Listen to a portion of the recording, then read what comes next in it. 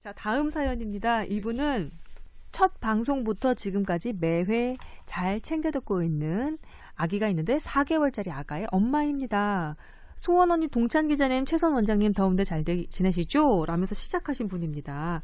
이분은 아이가 아토피라고 해요. 근데 태열이라고만 생각해서 좀 넘기셨나 봅니다. 아니면 땀띠일 수도 있다 이렇게 생각하신 모양이에요. 아토피, 태열, 땀띠 구분하는 법도 궁금하고 만약에 아토피라면 우유, 달걀, 밀가루까지 한번 식단을 바꿔보라 이런 얘기를 듣는데 이건 어떻게 해야 되는지도 궁금하다고 하셨습니다.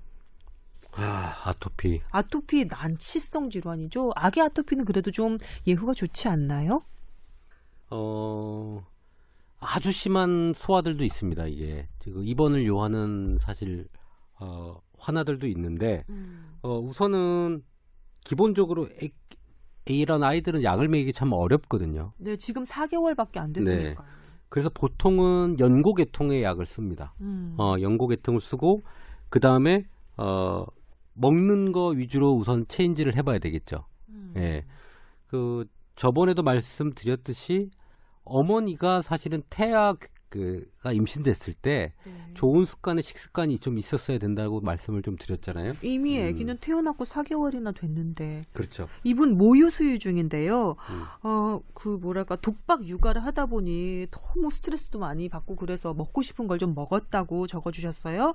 밀가루, 인스턴트, 삼겹살 뭐 이런 거 다 드셨다고. 혹시나 그래서 아기가 피부가 더 나빠진 게 아닌가? 아닐 거예요. 전혀 아니에요? 네, 그냥 그렇다 하더라도 이건 뭐 엄마 마음에 걱정이 되니까 물어보신 건데요. 괜찮아 이건 진짜 이건 괜찮아요. 절대로 본인이 스트레스 받은 걸 받아서 먹은 우유, 계란, 밀가루, 인스턴트, 과자, 삼겹살 아닐 겁니다. 아닐 거라고 생각하세요. 저는 만약에 아기가 지금 치료가 안 된다면 어머니 먹는 식단도 충분히 바꿔야 된다고 생각을 합니다.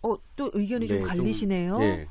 뭐 그거 인과관계를 떠나서 어머니 몸 상태가 좋아야 좋은 우유가 만들어지지 않겠어요, 성분이? 근데 이게 그렇게 몸에 나쁘다고 할 수만은 없잖아요. 계란, 밀가루, 삼겹살 이런 게 몸에 나쁜가요?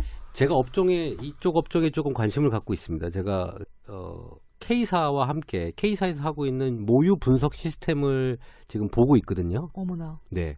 그러니까 어머니가 딱 모유 시작을 할 때 모유 분석을 합니다. 왜냐하면 거기에 있는 단백질과 네. 그다음에 이뮤노글로불린이라고 하는 면역 체계 물질부터 그다음에 전해질부터 단백질, 탄수화물 그런 비율들을 정확하게 좀 그 데이터를 보고 있는데 어떤 산모들은 상당히 부족한 부분이 많아요.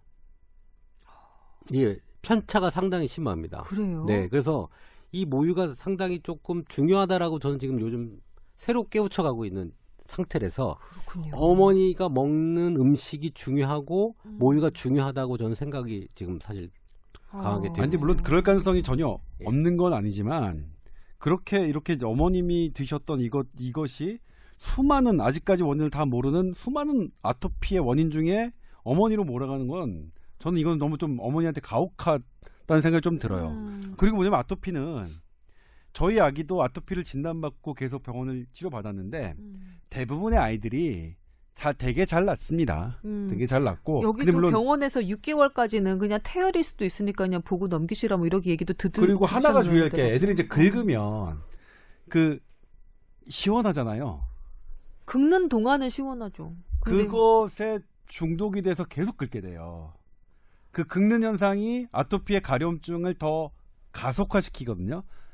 그러면 이제 아토피로 유발됐던 피부 염증이 긁어서 더 염증이 돼요. 그러니까 긁지 않게 하는 게 되게 중요해요. 근데 간지러운데 가려운데 어떻게 안 긁어요? 그러니까 저도 우리 애한테 손가락 양말을 이렇게 끼우게 했어요. 그게 더 가혹하다. 참게 만드는 거. 그렇지 않아요? 간지러운데 참을 수 있겠어요? 어른도 못 참잖아요. 저희 선생님이 그렇게 하라고 하셔서 그렇게 한 건데 아니 근데 그게 맞아요. 근데 뭐냐면 긁지 않게 하는 게 아토피는 긁지 않게 하는 게 더 진짜 정말 중요합니다. 그러니까 가려우면 아이들이 먹는 그 가려움 덜하게 하는 약이 있는데 그 용량 조절은 소아과 선생님이 하셔야겠죠. 그거.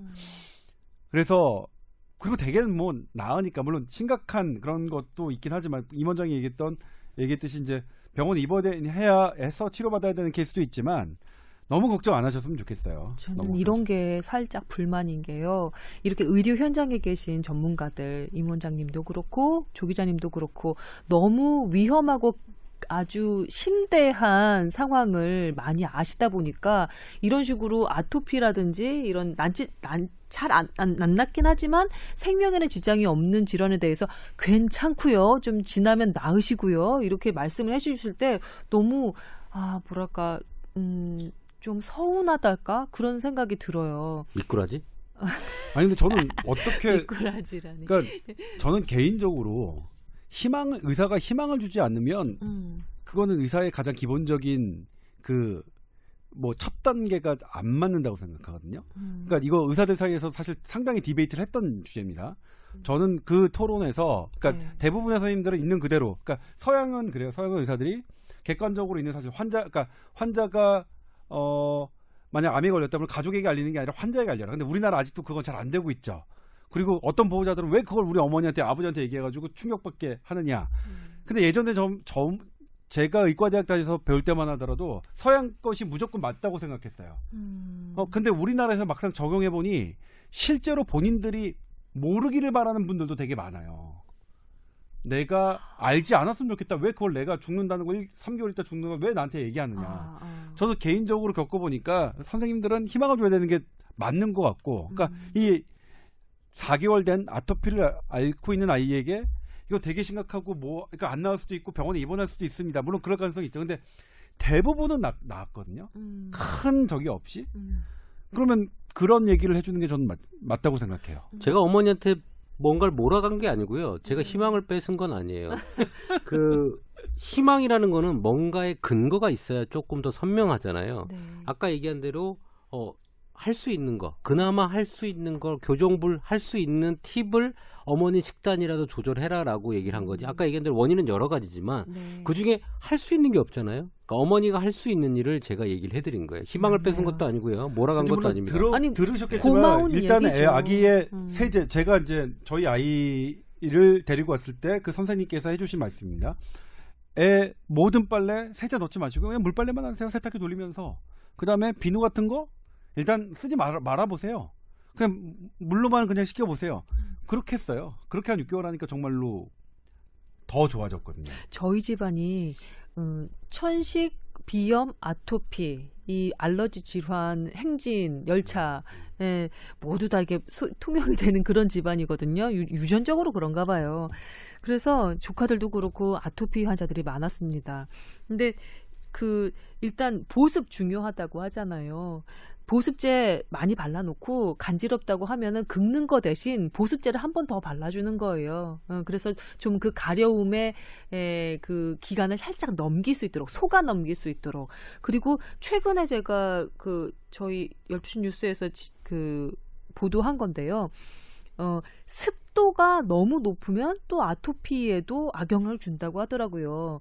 보습을 잘하면 아토피가 좀 좋아질 것 같으니까 습도가 높으면 높을수록 아토피 환자들에게 좀 나을 거라고 생각을 하겠지만 실은 그게 아니라 한 40% 정도, 50% 정도까지가 피부에 가장 무리가 가지 않는 습도고 최근에 이렇게 습도가 많은 장마철, 호우가 많은 이런 시기에는 습도 조절을 좀 집안에서 해주면 이 아토피 환자 있는 집에서는 그나마 이 환자들이 가려움증을 좀 덜하거나 증상을 좀 완화할 수 있다고 그렇게 기사에 나와 있더라고요. 그래서 저희 남주현 기자가 이번 일요일 맞습니다. 8시 뉴스 했던 거죠. 예, 자료는 맞습니다. 삼성의료원이었고요. 네, 맞습니다. 그래서 이것도 팁 삼아, 정보 삼아 좀 알려드리고 싶어서 말씀드렸네요.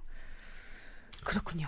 아토피가 아닐 가능성이 전 더 많다고 생각을 태열이나 땀띠? 네, 알겠습니다. 근데 이제 보니까 원래 태열하고 땀띠가 나타나는 거는 이제 사진을 보니까 접힌 부분은 그럴 수 있는데 얼굴은 사실은 그 땀띠나 이런 게 잘 나는 부분은 아니거든요. 그래서 태열이 얼굴에 많이 물론 나타나죠. 그럴 수 있으니까. 근데 아무튼 시간을 여유 있게, 그러니까 애기야 조금 가렵고 속상하지만 저는 뭐냐면 어머니가 이거 전부 다 내 탓이려니 하는 마음을 안 가지셨으면 좋겠어요.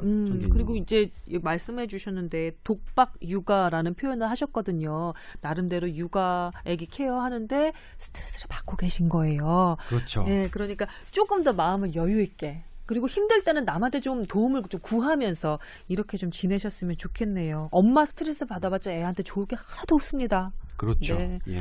이 정도 사진은 일찍 좋아질 것 같습니다. 예. 그래요. 사진 다 두 분이 예. 보셨거든요. 임 원장님도 그렇고 조 기자님도 보셨는데 그렇게 크게 걱정할 필요는 없다. 이런 말씀을 두 분 다 공통적으로 주셨습니다.